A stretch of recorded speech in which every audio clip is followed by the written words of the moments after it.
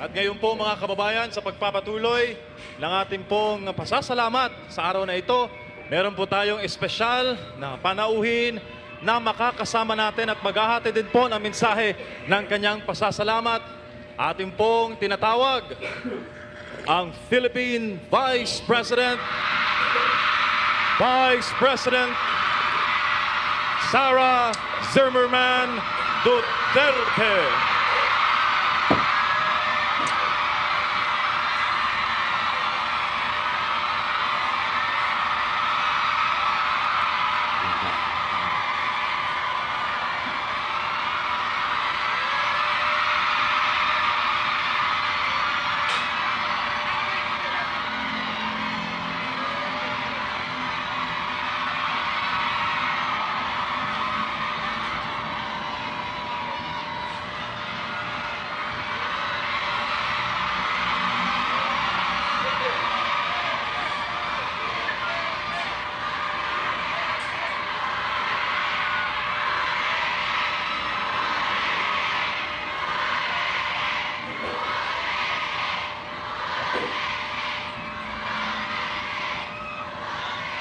Maraming salamat.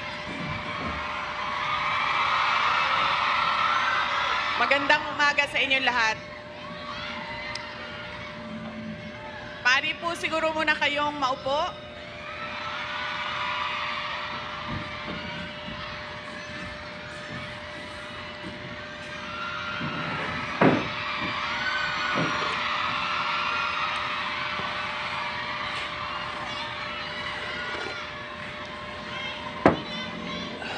Maraming salamat. Mahal ko kayo.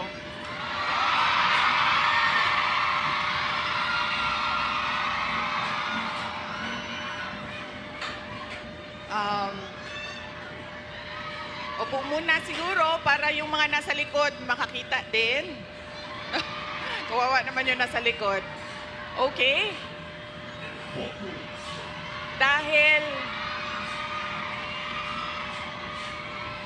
Dahil kayo ay sumisigaw ng Duterte, suspended na kayo lahat bukas.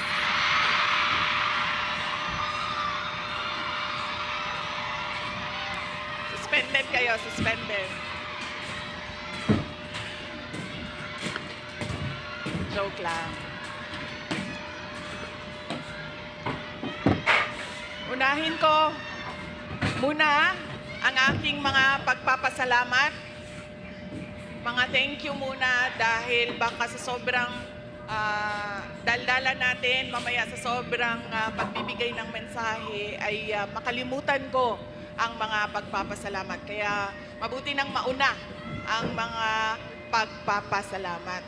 Una, tayong lahat ay nagpapasalamat sa Hong Kong government and sa Hong Kong police sa kanilang tulong sa atin para mabuo ang ating pasasalamat ngayong araw na ito. We would like to thank the Hong Kong government and the Hong Kong police for their cooperation, for their support to our Thanksgiving this morning on this very beautiful Sunday. Marami tayong mga kababayan na nandoon sa labas at lahat ng mga first-timer na nakakita sa akin.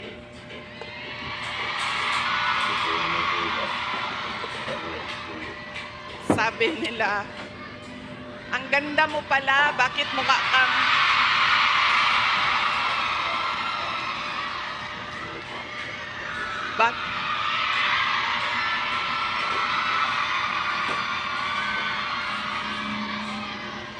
Ay, Macau! Hello! Maraming salamat.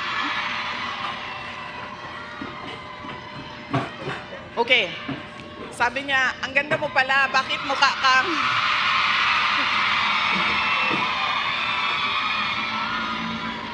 Bakit mukha kang Shrek sa mga picture mo sa internet?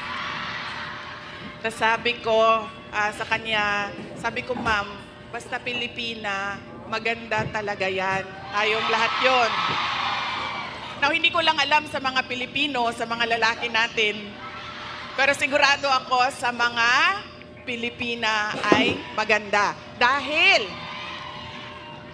ano ang ating proof o evidence sa buong mundo na maganda talaga ang Pilipina? Ilan ang Miss Universe natin? 4. 4 ang Miss Universe na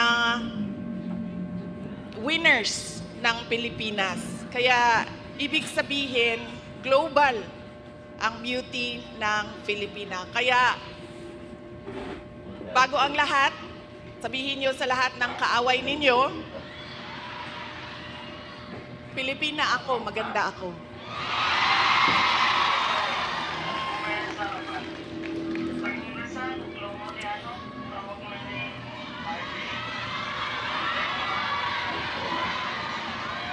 Sabi natin, di ba? Para sa Diyos, para sa bayan, para sa bawat pamilyang Pilipino. Nauna, ang pasalamat ko sa Hong Kong government. Pero ang unang pasalamatan natin ay ang Diyos. Para sa araw na ito, para sa magandang araw na ito, at para sa oportunidad, pagkakataon na ibinigay niya sa atin na magsama-sama ngayong March 9 dito sa Hong Kong. Dinala niya tayo lahat dito para sa bayan. Yan po ang pagpapasalamat natin sa ating Diyos. Dahil binigyan niya tayo ng isang araw ulit na magising, mag-ayos, pumunta dito at pag-usapan ang Thanksgiving, pagpapasalamat at pag-usapan ang ating bayan. Ang sunod na pagpapasalamat ko ay hindi ko isa-isahin yung mga pangalan dahil baka may hindi ako mabanggit at magtampo. So, isa-isahin ko lang ang mga grupo na kailangan natin pagpasalamatan. Unahin ko muna ang Kingdom of Jesus Christ.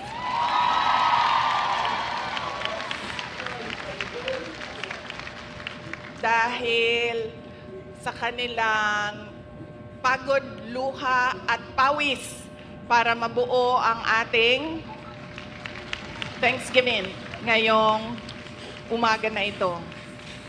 Ang sunod na kailangan natin pagpasalamatan kailangan ko pagpasalamatan ay kayong lahat, mga kababayan namin, mga kababayan namin dito sa, ang iba galing pang Pilipinas. Marami tayong mga bisita na galing Pilipinas, galing Hong Kong, galing Macau, meron pang galing sa China, at merong galing Japan.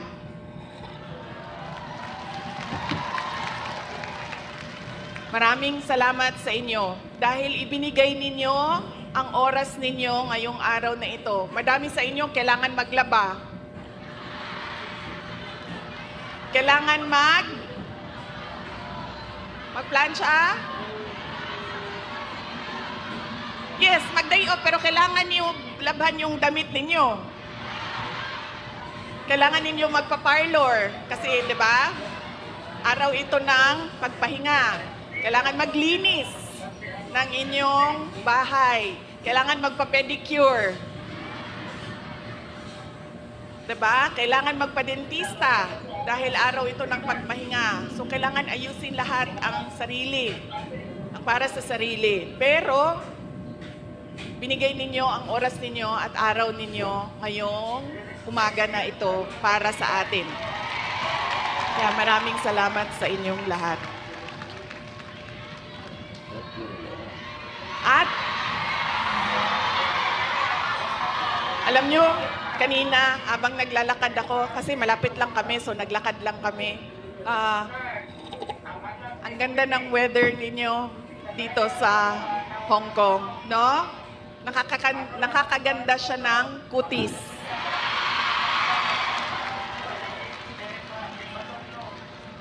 Anong sabi namin na nakatira sa Pilipinas at yung mga nakatira sa mga kababayan natin sa Middle East?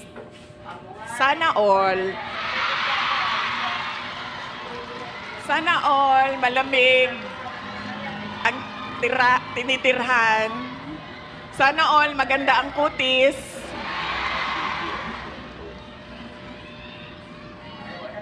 Kaya isa din yan sa dapat ninyong ipagpasalamat sa Diyos. Nandito kayo sa lugar na hindi magulo, maganda ang klima, at lalong-lalo na nandito kayo dahil meron kayong hanap buhay. Hindi natin gusto na umalis ang ating mga kababayan sa Pilipinas. Pero marami sa atin, dahil walang oportunidad sa ating bayan, ay nakikipagsapalaran sa iba't ibang lugar sa mundo para sa inyong mga pamilya. Kaya yun ang sunod natin na pagpasalamatan, yung ating mga mahal sa buhay. Bawat pamilyang Pilipino, kailangan natin magpasalamat sa kanila dahil binibigyan nila tayo ng lakas, sinusuportahan nila tayo, at tinutulungan nila tayo sa ating pakikipagsapalaran sa ibang lugar. Ayaw nila na umalis kayo, ayaw nyo rin na iwanan sila. Pero kailangan natin gawin dahil kailangan suportahan ang ating mga pamilya.